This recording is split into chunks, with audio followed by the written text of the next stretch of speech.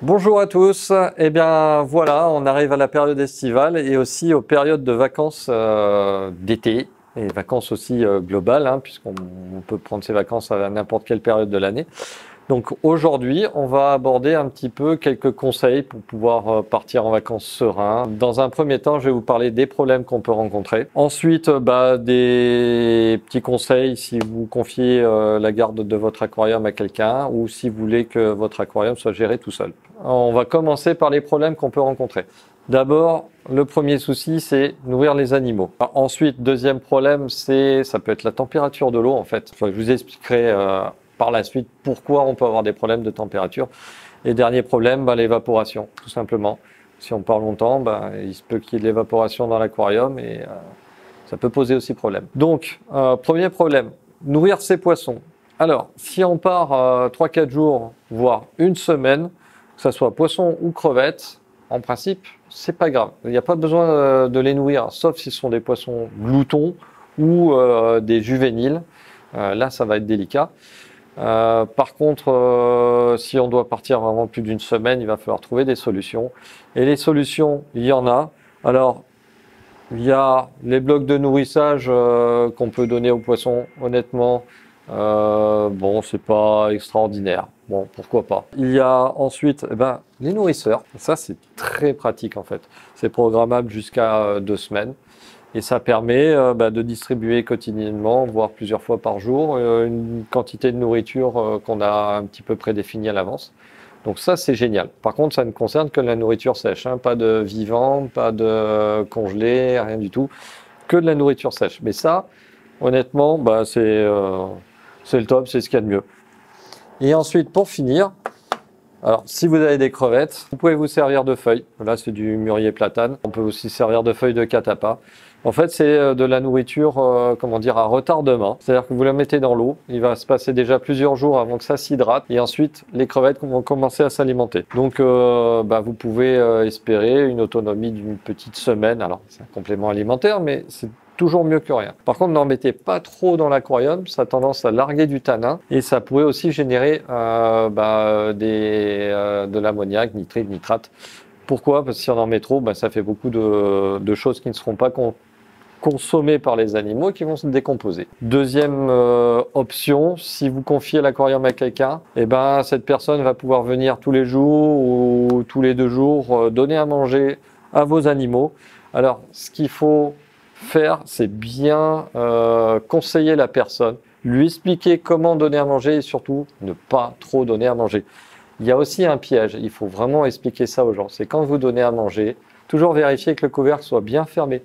S'il est ouvert, qu'est-ce qui se passe? Il y a tout qui se verse dans l'aquarium et là, c'est le drame parce qu'il faut récupérer toute la nourriture le plus vite possible et si vous ne le faites pas, tout le monde sera mort. Si au pire, la personne n'est pas à l'aise, il y a de la nourriture, des distributeurs de nourriture en fait. Vous avez un système de clics et à chaque fois, il va y avoir une quantité précise de nourriture qui va tomber dans l'eau. Et là, aucun souci, il n'y a pas de couvercle qui tombe dans l'eau. On lui dit il faut mettre 2 clics dans l'aquarium, il met 2 clics et c'est terminé. Voilà, donc ça c'est assez pratique quand on part en vacances et qu'on confie son aquarium à quelqu'un. Deuxième problème, la température de l'eau. Alors, l'hiver, c'est pas un souci, mais par contre l'été, en fait, quand vous partez, vous fermez votre maison hermétiquement. Vous avez peur de vous faire cambrioler, vous voulez pas qu'il y ait de la poussière qui rentre, on ferme les volets, on ferme tout. Et la maison va monter en température. La maison ou l'appartement va monter en température. Pareil, si vous avez une clim, vous l'éteignez parce que ça consomme beaucoup d'énergie. Vous n'êtes pas là, donc vous voulez pas que l'énergie soit consommée pour rien. Vous éteignez tout ça. Et votre maison monte en température et l'aquarium monte en température. Si vous avez un aquarium un peu comme celui-ci, alors ça c'est un vieux modèle, mais c'est juste pour vous montrer la problématique, avec une galerie par-dessus, avec un vieux néon qui chauffe bien, là vous allez avoir des problèmes parce que votre bac va dépasser les 30 degrés facilement et tout le monde va mourir. Donc première solution, la galerie, hop, on la dégage, tout simplement. Si vous avez un éclairage d'appoint, c'est le top. Tac, qu'est-ce que vous faites? Hop, je suis emmêlé en bas, c'est pas grave. Vous mettez ça.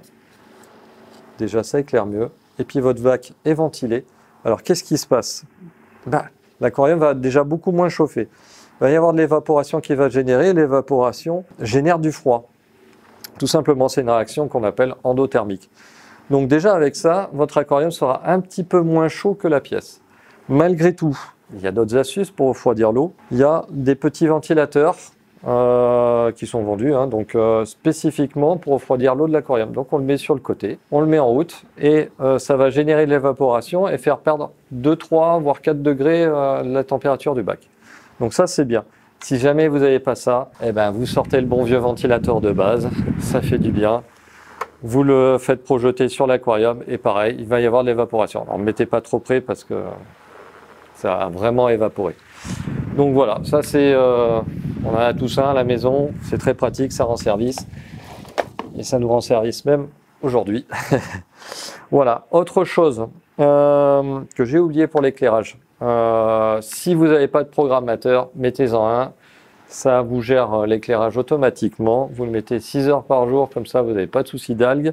Les plantes continueront à se développer, il n'y a pas de problème. Et là, vous pouvez partir de manière sereine. Dernière chose, alors, va y avoir l'évaporation. Si on refroidit avec un ventilateur ou si on part, par exemple, 15 jours, il risque d'y avoir de l'évaporation. Alors, le conseil de base, c'est que vous remplissez votre aquarium au taquet. Voilà, vraiment le plus haut possible. Si quelqu'un vient s'occuper de votre aquarium, vous lui expliquez qu'il faut remettre de l'eau dans le bac, mais de l'eau plutôt osmosée, parce que sinon on fait monter la dureté de l'eau. Si la personne n'est pas là, que vous n'avez pas d'autre solution, il existe dans le commerce des osmolateurs. Voilà, j'en dis pas plus. Donc je pense avoir fait un peu le tour de la question. Mais sachez que si vous partez qu'une semaine, vous en faites pas pour la nourriture. Il n'y a pas de souci. Juste veillez à ce que votre aquarium ne monte pas trop en température. Pour le reste, vous pouvez partir sereinement. Plus de 15 jours, c'est compliqué sans matériel adéquat, même avec des nourrisseurs. 15 jours, ils s'arrêteront au bout de 15 jours et si vous partez 3 semaines, il faut absolument vous organiser avec quelqu'un pour surveiller le bac, tout simplement. Alors, une dernière chose aussi. Donc, si jamais vous avez des températures un petit peu élevées quand même dans votre aquarium, genre 28, 29, c'est pas tout perdu encore. Il y a une astuce. Enfin, c'est pas vraiment une astuce, mais ça permet de garder un peu vos animaux en vie. Alors, il ne faut pas les nourrir par température trop chaude. Par contre, il faut buller. Pourquoi buller? Pour saturer l'eau en gaz et donc en oxygène et pour déjà les aider un petit peu mieux à respirer. Le problème de la température, c'est que plus la température va monter, moins le taux d'oxygène dissous dans l'eau sera élevé. Donc l'oxygène va se faire rare. Les poissons vont avoir de plus en plus de mal à respirer et en plus, la température de l'eau augmente le métabolisme. Ils vivent en accéléré, ils n'arrivent pas à respirer. C'est comme si nous, on court et qu'on n'a pas d'oxygène, donc on s'étouffe.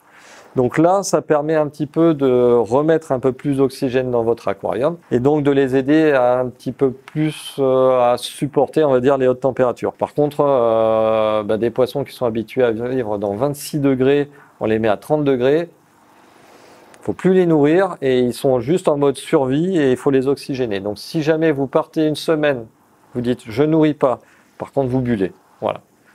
Le bullage, ça fera jamais de mal dans un aquarium. Ça fait peut-être un petit peu de bruit si l'aquarium est dans la chambre, etc.